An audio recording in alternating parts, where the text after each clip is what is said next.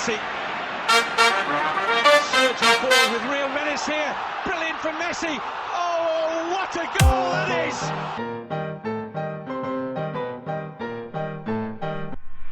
Hi, my name's Jordan Florit. I'm the author of Red Wine Arepas, How Football's Becoming Venezuela's Religion, and you're listening to the Bola Bola Show.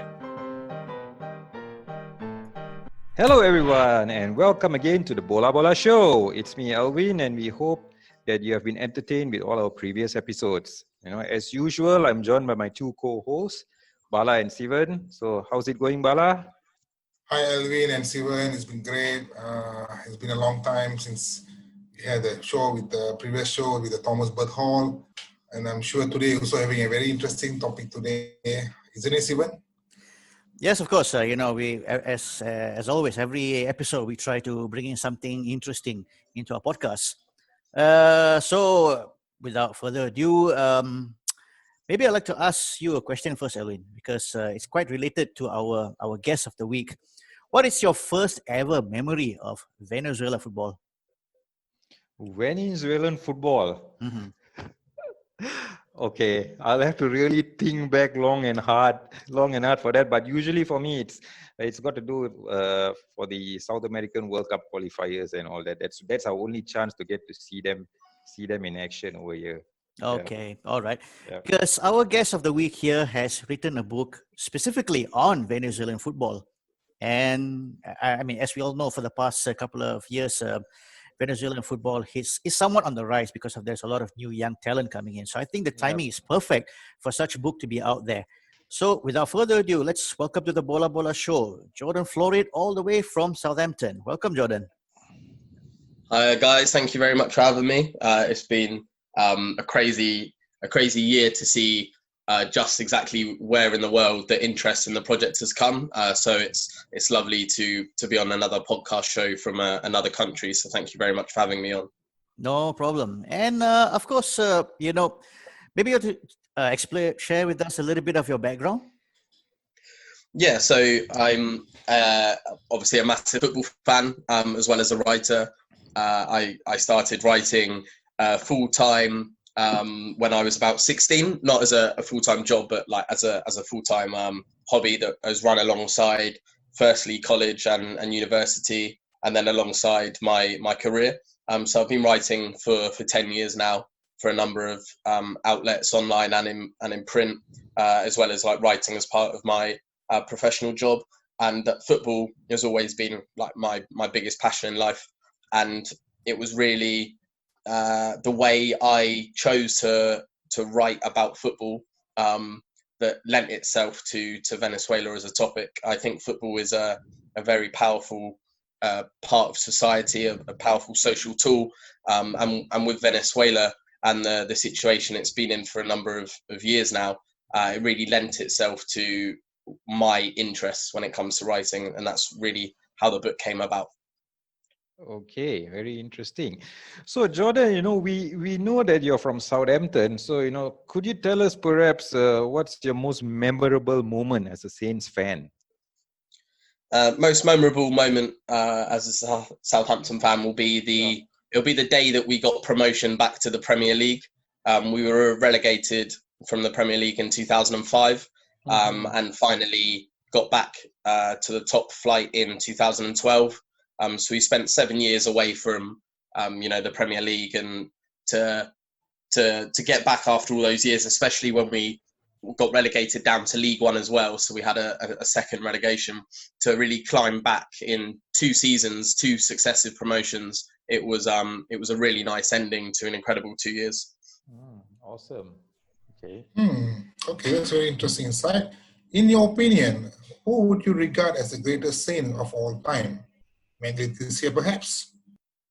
For the greatest Southampton player of all time, is Matthew Letizia. It's going to be hard for someone to match his legacy. For me, my Southampton hero will always be Ricky Lambert. I'm slightly too young to remember Matthew Letizia's career. He retired around the time that I was really starting to take a serious interest in football. But for me, Ricky Lambert, 2009 to 2014, those 5 years were an incredible rise and progression for a Southampton fan to go from the third tier of English football to finishing in a top 8 position with Mauricio Pochettino. And Ricky Lambert was essential to that climb. So Matty Letizia is the biggest Southampton icon for sure. But for people of my age, I'm 26, and younger, I think Ricky Lambert is another a big icon for us. Okay. And of course, foreign ownership is a big deal today in football, and Southampton is no exception. They've been owned by a Chinese businessman, Gao Jisheng. What's your take on this, and what do you think the future holds for the club? Yeah, it's been an interesting few years for the club in terms of the ownership.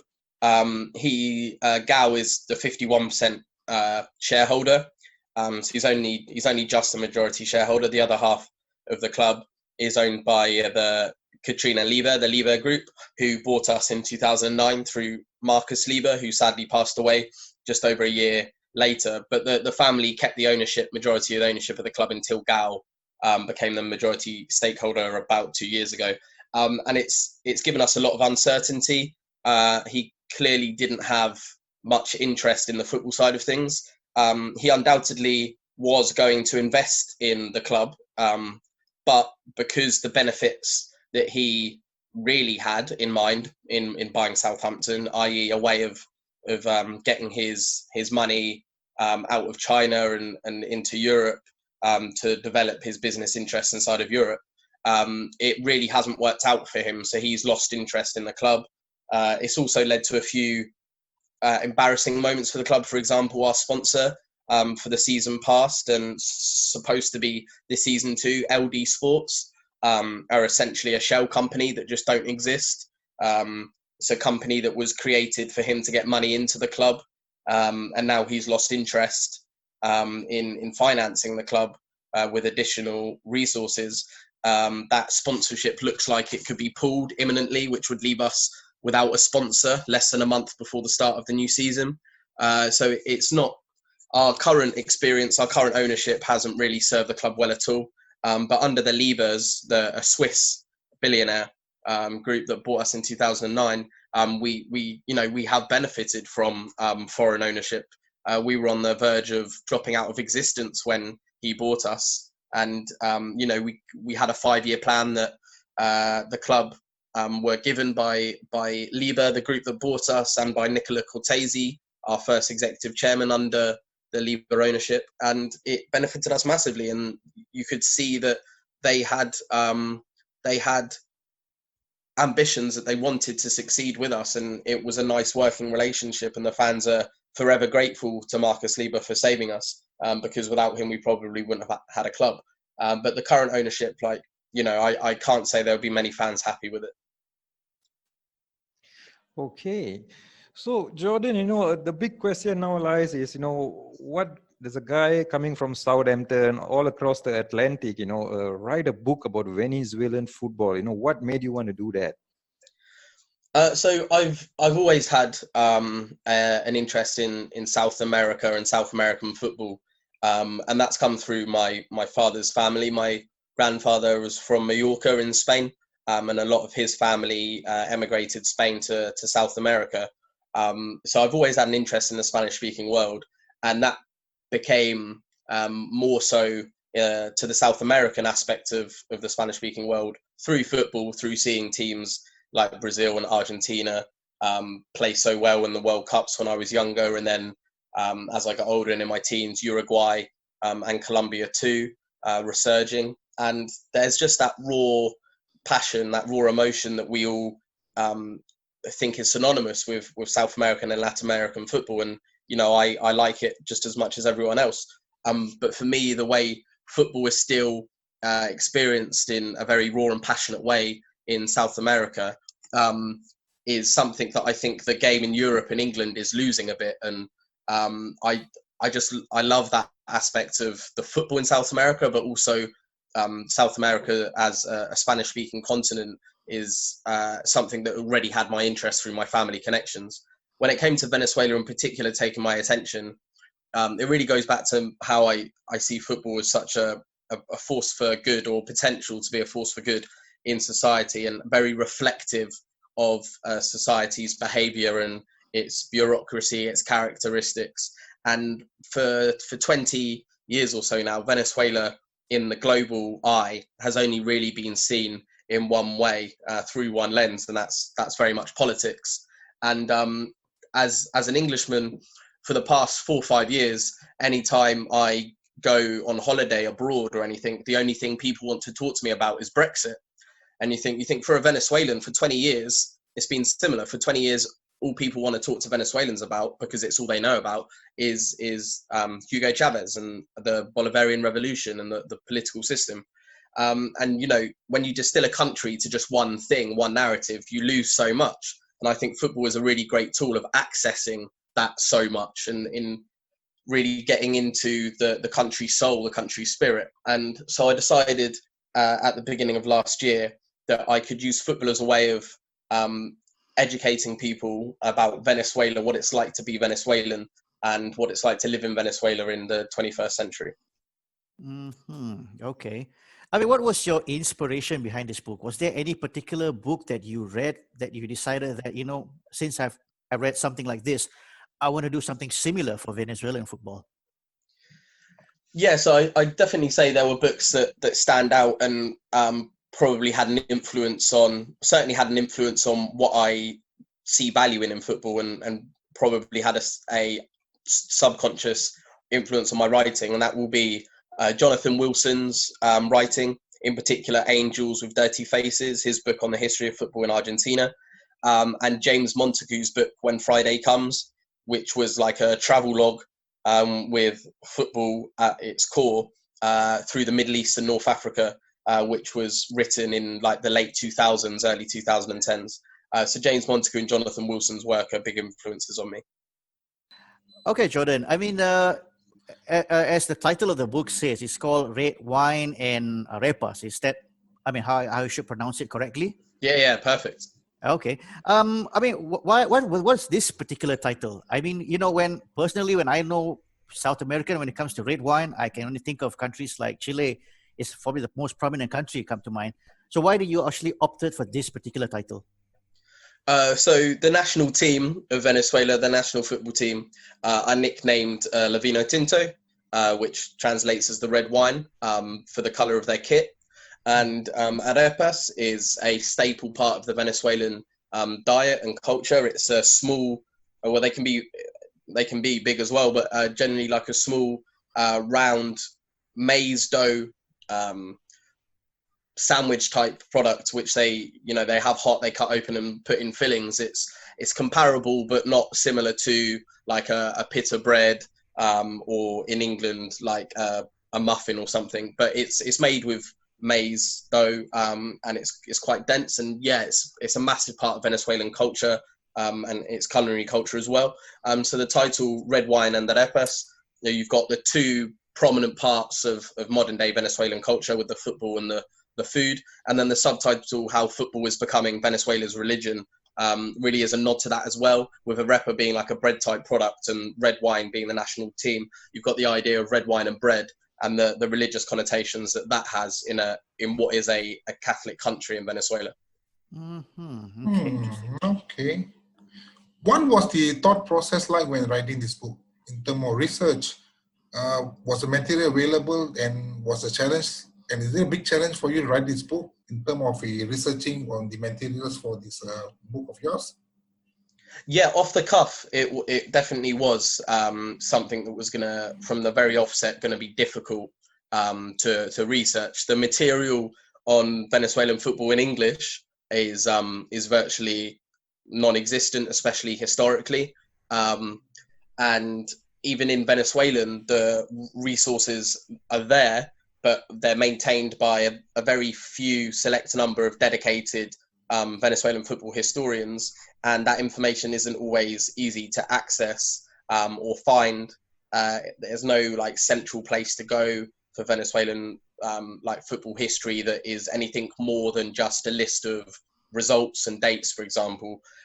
So to an outsider, to anyone that isn't Venezuelan, like it can definitely seem like an impenetrable market, an impenetrable knowledge pot, and I knew that it was going to be difficult from the outset, and it's one of the reasons why I was always going to travel to Venezuela as part of writing this book. It certainly isn't a book that you could write from home in your living room, just researching online.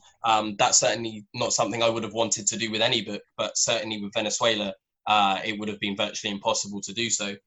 So I did a lot of my research when I was in Venezuela, and then a lot of the research that I did afterwards was based off of, friends I made and contacts I made when I was in Venezuela. So the research was very hands-on. A lot of it is first-hand research.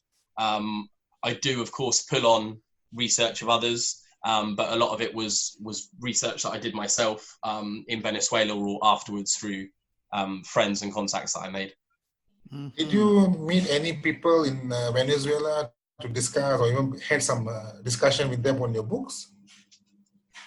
Did I meet people in Venezuela? Yeah. Yeah. So I went there for just over 2 weeks in October and November of last year, and I met with former national team managers. I met with the most successful manager in Venezuelan football, Noel Chita San Vicente, who managed the national team in 2015-16, as well as being the Caracas manager between bar 2 or 3 years, ever since 2002, basically. He's managed Zamora and Deportivo La Guaira for short spells as well. But yeah, he's the most successful Venezuelan football manager in the domestic game. I met with Stalin Rivas, who's considered the most successful Venezuelan football player of all time. He's now the public relations secretary for the Players Union. I met with a number of clubs and their presidents, their managers and players. So yeah, it was a really, really busy and intense couple of weeks in Venezuela. Okay. I mean, you spoke about the red wine, the arepas, and how is football becoming a religion in Venezuela? But of course, from most people throughout the world, I mean, as you've mentioned, everywhere you go, every time when people talk about Venezuela, the most common thing that they will talk about is Hugo Chavez. But personally, for me, growing up, of course, I'm well aware about Venezuela's other religion, which is called baseball. I'm just wondering, how did America's favorite pastime found its way into South America, when we know for a fact this continent, football is immensely the most popular sport there?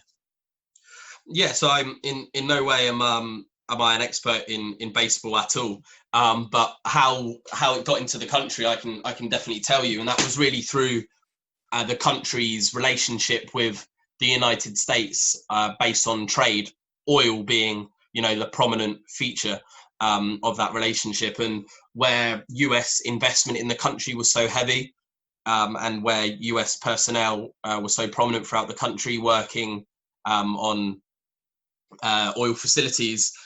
That's the sport that got the funding. The companies like Shell, for example, put a lot of money into entertaining their workers, their staff, and that money went into America's favorite sport, which was baseball, and it was a big influence on the Venezuelan sports scene, and Venezuela's sports industry. All the money went into baseball, and what was being watched and listened to was baseball. So football really didn't get a look in. Football does have a long history in Venezuela. Like the first game, for example, was played in the late 1800s.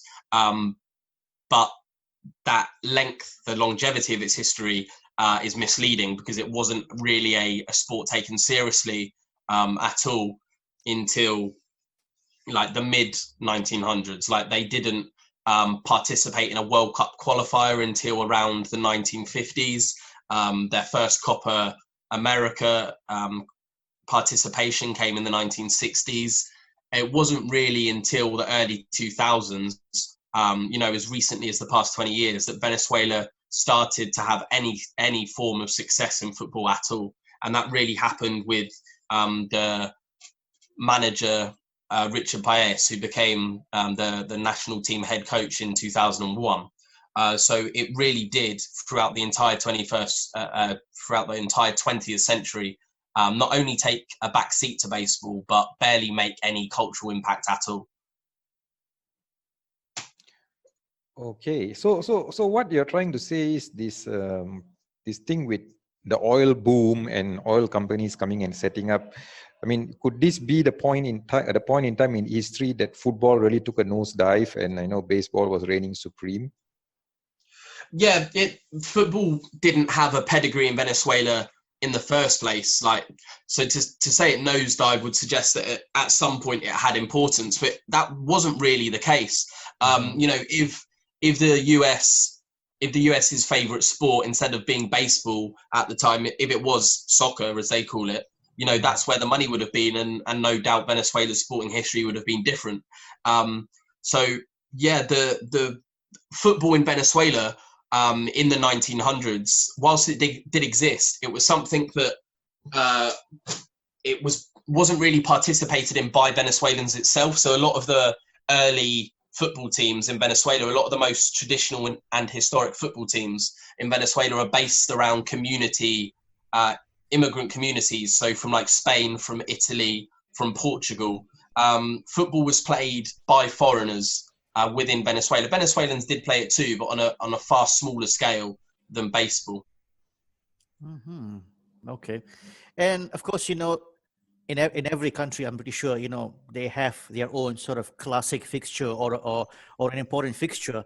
Like, for example, El Clasico in Spain or Super Clasico in Argentina. What would be the most important fixture in Venezuelan football? So there would be debate on this. Of course, you're going to get debate as to, you know, the biggest derby in most countries. There's always standouts, like you listed. But I'd say, in one way or another, the biggest game in Venezuelan football has Deportivo Táchira involved. It will either be the game between them and Estudiantes de Mérida, which is the Clásico Andino, which basically means the Andean derby. They're both teams that are situated on South America's mountain range, the Andes, or the derby between Deportivo Táchira and Caracas, which is called the modern derby, the Moderno Clásico. And that's a derby based around them being, like, you know, the two biggest, most successful teams in the country. It is very much a modern derby built on modern results. But there's also, to that derby, a sociological side to the derby. When I met with Deportivo Táchira fans in Táchira, which is about 50 miles from the border with Colombia, they spoke of how they feel that people from the capital, from Caracas, very much look down on them as, you know, lower class and people that carry out menial work or manual labor, and Caracas was like the metropolitan elite kind of thing. So there's like a social aspect to that derby as well. Whereas the derby between Deportivo Táchira and Estudiantes de Mérida, which is a lot longer lasting than the derby with Caracas, it's got a longer history. That's built along the geographical lines of them both being Andean cities and having a fierce rivalry over that and over who the most prominent team is, and also, again, between the people. Interesting. Knowing South American football, they play, but the fans are full of passion and very colorful. What is it, the football fans culture in Venezuela, and what are the unique features when it comes to match day in Venezuelan leagues games? Sorry, could you repeat just the last bit of that? Sorry. Basically, what are the unique features when it comes to match day in Venezuelan league games? Oh yes, of course. So they have a fan culture, a barra culture, BARRA, which is it has aspects of the ultras of Europe. It has aspects of, you know, the casual fan culture and the former hooligan culture in England, but without being too much like any of them. It has aspects of them, and the fan culture is something that is low at the moment domestically, because turnouts at the games are low because of the cost of going to a ticket and the economic situation in the country. But what that means you're left with is that the fans that are going to the games day in, day out really are the hardcore. So you've got a situation where, you know, 90% of the fans in the stadium on a match day are the ultras, are the most dedicated. So despite the stadiums only being at, say, 20% capacity max, it's a really passionate 20% that are there, a very vocal, loud and proud culture. And it very much shares a lot of features with the fan culture in Colombia, just across the border, in that the fan groups that exist around clubs tend to have a strong social conscience, do a lot of outreach work in their communities. Then they're more than just fans that go to a game.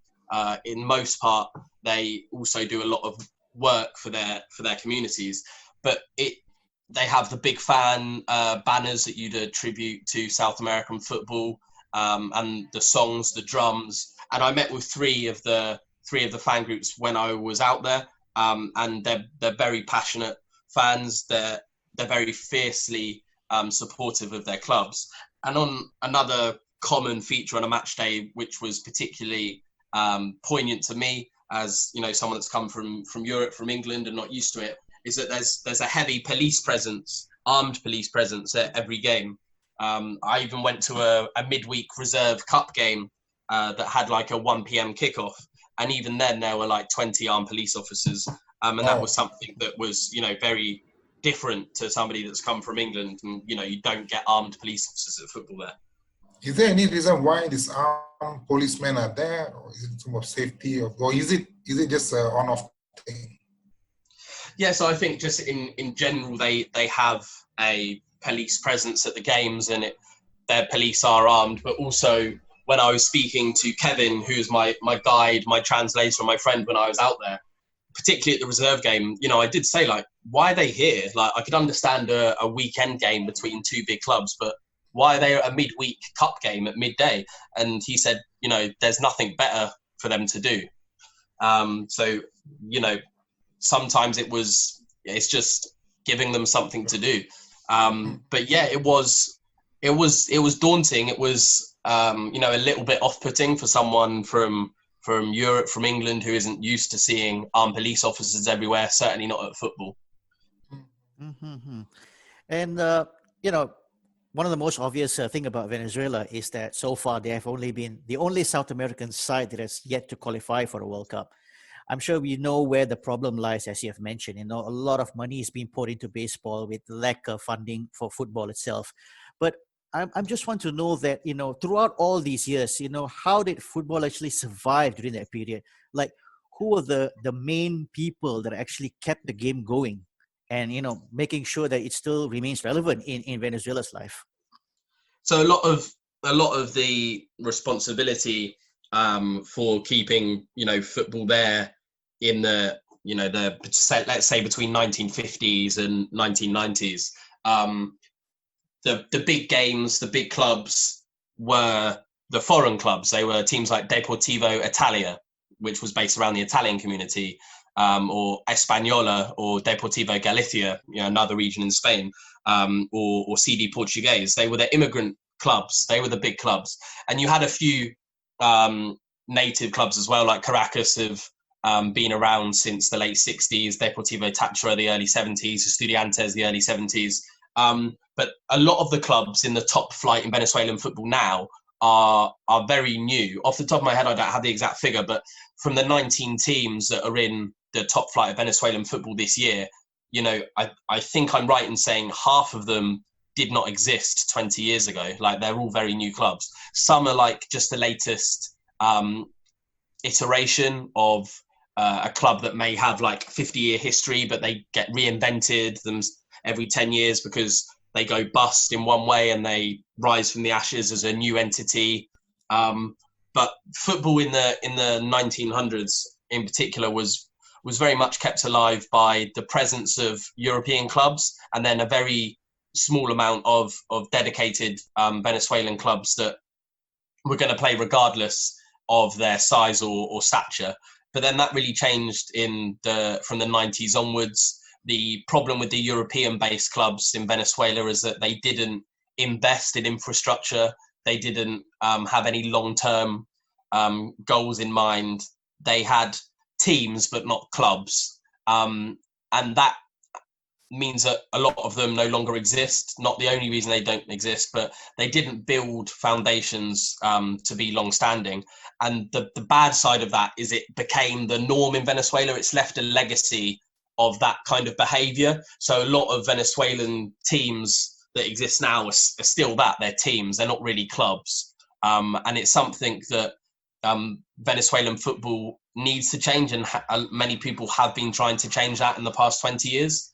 And that's really the state of play.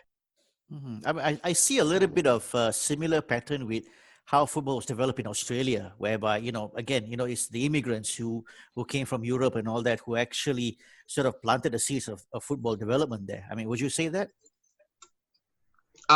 Without knowing too much about Australian football, from what you've said, the comparison seems apt. And I do wonder what the state of Venezuelan football would be in now if they didn't have that European influence throughout the latter half of the 1900s. Yeah, but these clubs very in the main now don't exist at all. Sort of, they had their influence and their time, and they kept football going.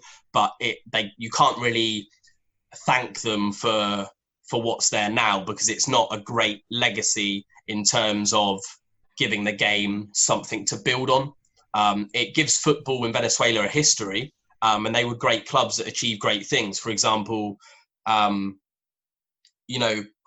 there's been big results on the international stage in the Copa Libertadores over the years, going back into the 1900s, that maybe they wouldn't have had without those European inspired clubs. But the legacy, bar the results and the traditions, hasn't overly been positive. All right. So now let's talk about some future of Venezuelan football. Okay, so Venezuela's youth side, had a great run at the 2017 Under-20 World Cup, where they finished runners-up to England. So based on the team's success, what do you see the future of the national team? And also, being an Englishman, what do you feel about that final? Yeah, so that really was where my interest in Venezuelan football began, that World Cup. And there were two standout elements from that Under-20 World Cup in 2017. One was Rafael Dudamel, who was the manager of the team, because he was at the same time the manager of the senior team, and that really interested me to have the same person leading the Under-20s and the senior team. That caught my attention. It's a very simple thing, but you don't see it done often. But that really got my attention. And then when I was reading more about it, I saw that before he was the Under-20 coach, he was the Under-17 coach, and he'd worked his way up to the senior team, but then was running the senior team and the Under-20s at once. And I really liked that continuity aspect to it. And the other inspiring factor was Venezuela's player Jefferson Soteldo, who now plays for Santos. He was incredible that tournament, and he's an incredible player still. He reminds me of Ronaldinho, who's my favourite player of all time, in the way he plays. The way he moves, he always has a smile on his face.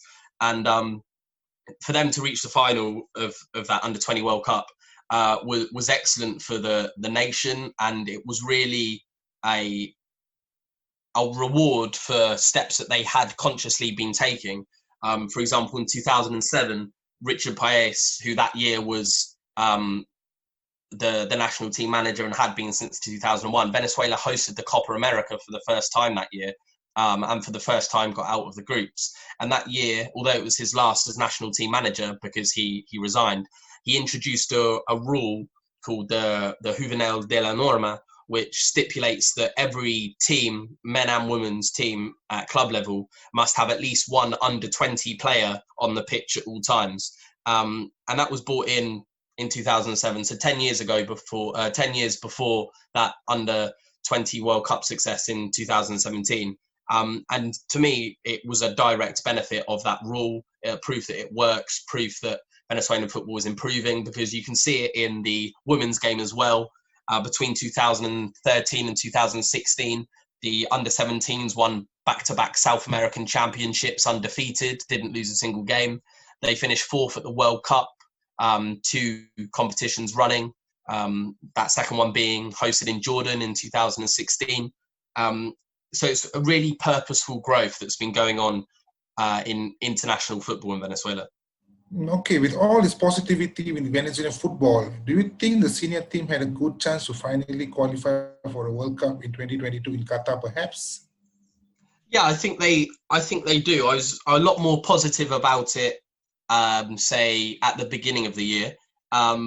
the reason why I'm not as positive about it now is nothing to do with actually the talent that the squad possesses. I think on talent alone, Venezuela will qualify for Qatar 2022. What's giving me a few doubts is the state of the Venezuelan Football Federation in the country. In January, Lorio Gonzalez, who was the president at the time, stood down through ill health. His successor, Jesus Berardenelli, died about 2 weeks ago, having been arrested about 2 weeks before that on charges that still to this day are not very clear. But he died in police custody. It was recorded as coronavirus. But you know, there's a very politically hostile environment in the federation at the moment, which I think is has the real potential to negatively affect the on-field performances of the national team. And the other thing that you have to bear in mind is with coronavirus, the international teams, of course, across the world haven't played any football at all since at least March. Venezuela haven't played a competitive game since 2019. And Rafael Dudamel, the guy that had been their manager for coming up to 4 years, resigned to take over a club team in Brazil, Mineiros. The new Venezuelan manager, Jose Pesero, who's the former assistant to Carlos Queiroz at Real Madrid, and he's managed a few of Portugal's big clubs. He's been the manager of Venezuela since February, but is yet to oversee even a training session. Their first training session is penciled in for September in Europe, I think in Portugal. And there's been rumours throughout his tenure, even though he's yet to manage a game, that he could be leaving. He supposedly met in the past month with, I think, the leadership of Flamengo, the Brazilian team, about taking the job. And that's before he's even managed a team of Venezuela. The situation with the federation is so unstable that it has real ability to affect the national team's performances. But on talent alone, I think it's probably the most talented Venezuelan team that we've seen. They've had incredibly talented squads before, but the problem is that talent didn't get showcased in Europe. The players didn't get the opportunity to play outside of Venezuela. So their development was limited in that sense. Whereas now you've got players that are just as talented as Venezuelan players have ever been, but they're getting that opportunity, they're getting that training development that their predecessors haven't. So I think Qatar 2022 is a real possibility, providing the federation can stabilize itself. Wow, that'll be extremely awesome if they do make it to a Qatar 2022. So, Jordan, can you share with us some insights on some current and exciting Venezuelan players? I know earlier you mentioned about Jefferson Soteldo, being someone like Ronaldinho in his style of play. But can you maybe share with our listeners what should they look forward to players like Wiker Farines or Yengel Herrera? In fact, Herrera is part of the Manchester City team, right? Who has been loaned out. So do you think that maybe he can break into the Man City team now with Fernandinho coming to a very ripe age, I would say? Yeah, so I don't think we'll see him at Man City this season coming, the 20 to 21 season, but he certainly has the ability, I believe, to play in the Premier League. Manchester City have turned down bids from clubs like Olympique Lyon in France in the past 2 seasons. They've been trying to buy Yangel Herrera from City, but City have said no. So they obviously see a future for him. He's just had an incredible season in Spain with Granada. They qualified for the Europa League. He was playing alongside another Venezuelan, Darwin Machis, who's a bit older, but again, a very good player. I think he's about 27 years old. But yeah, Yangel Herrera is probably almost certainly the future captain of the national team. He's got a big future. It will be interesting to see where he comes to be playing his football next season. Valencia have been strongly linked with loaning him for a season. There was talk of him being like Ferran Torres' replacement, who's just gone to City from Valencia, but nothing's come of that yet. But then again, the other player you mentioned, Walker Farines, he's just joined Lens in France on loan for the season.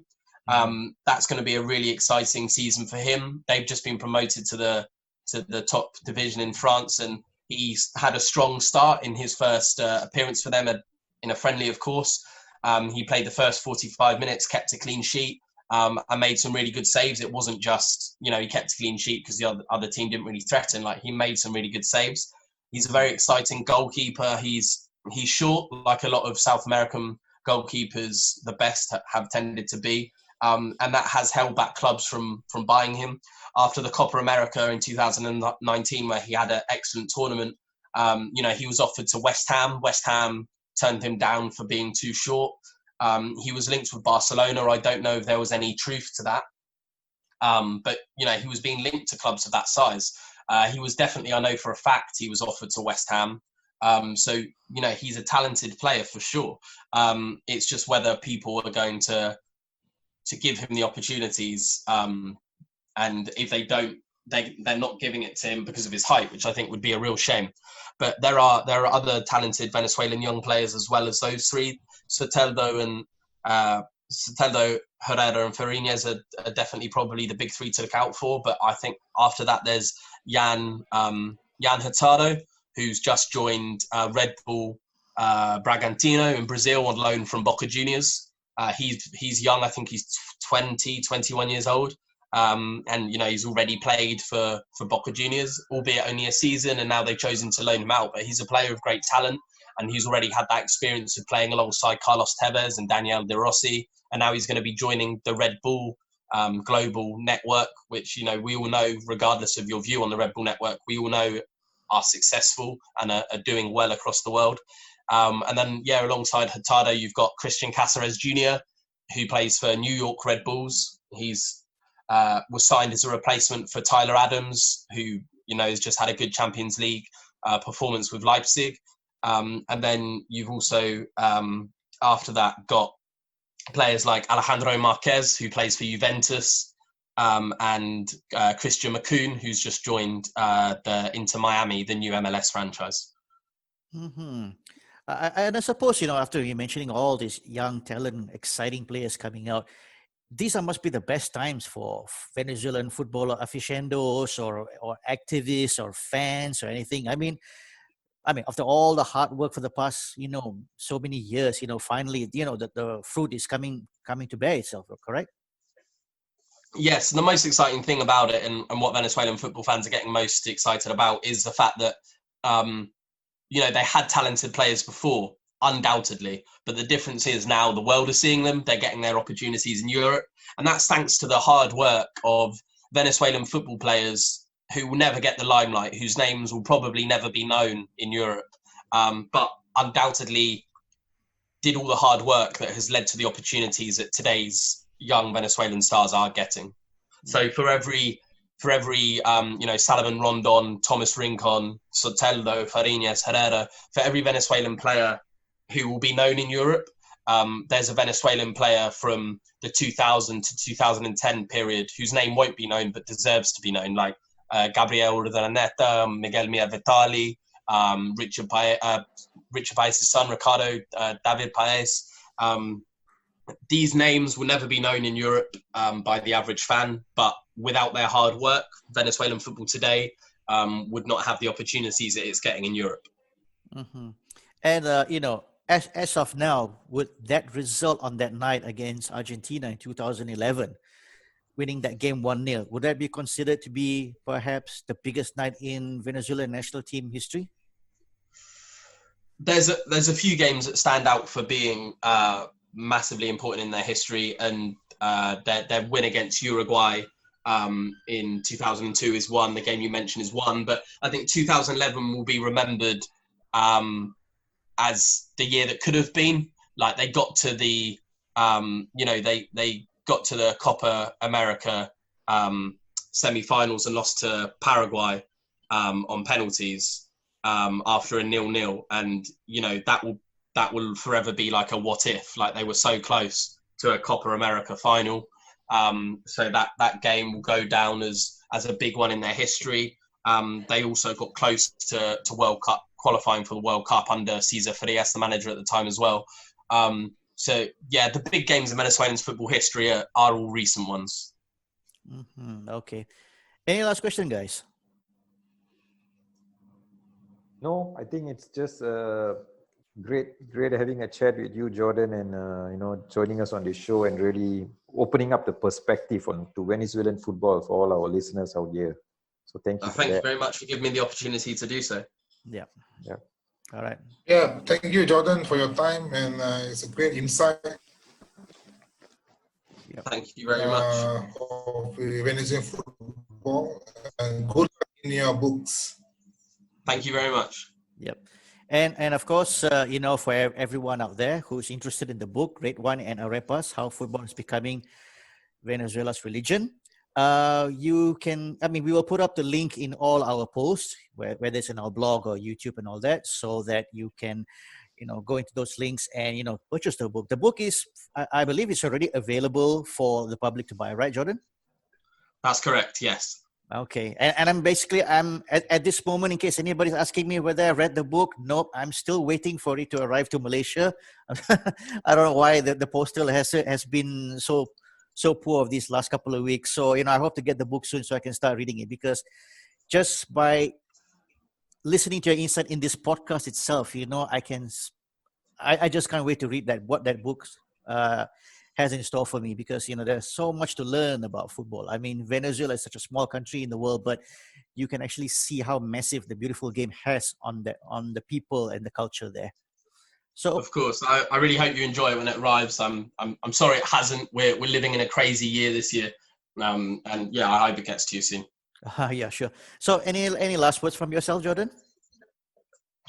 I think lots of people give South American football a lot of attention. That naturally goes to Argentina or Brazil.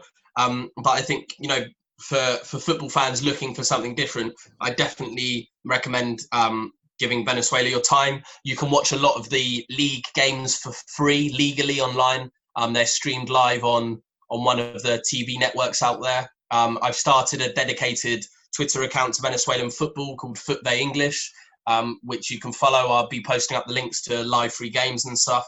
But yeah, Venezuelan football has got a lot of character, a lot of great stories, and I definitely think it's worth people's time. Okay. And where is the link that people can find Venezuelan football fixtures, as you mentioned? Yeah, so the account is called Footbay English on Twitter, and my personal account on Twitter is the False Libero, and you can find the account through there as well. Okay, all right, there you go.